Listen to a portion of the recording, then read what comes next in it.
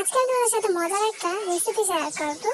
এই যে দেখো লাউ পাতা, এখান থেকে আমি কিছু লাউ পাতা উঠিয়ে নেব। মানে ভর্তাটা যদি তোমরা খাও পুরোই পুরোই মানে অনেক মজা ভর্তাটা। এই যে আমি কয়েকটা পাতা ছিঁড়ে নেব।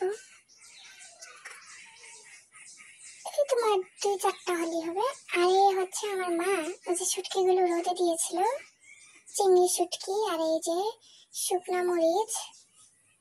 মরিচ বেটে আমার হাতটা এখনো জ্বলতেছে। এই যে শুকনা মরিচ বেটে নেব। বাটা গেলে এখানে 3-5 কোয়া রসুন দিয়ে দেবো। 3-4-5 হবে, দিলেই হবে। রসুনটা দিয়ে ভালোভাবে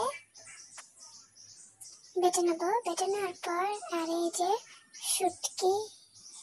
শুটকিগুলো বেটে নেব। তারপর এই যে একটা পাতা, ওই যে লাউ পাতাটার উপর দিয়ে ভর্তাটা না দিয়ে, এই যে ভর্তাটা দিয়ে লাউ পাতাটাকে ভাজ করে নেব।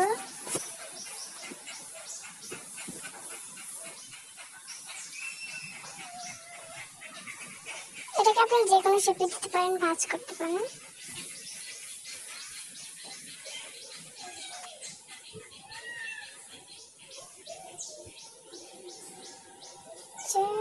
এভাবে ভাজ করে দিয়ে দেব।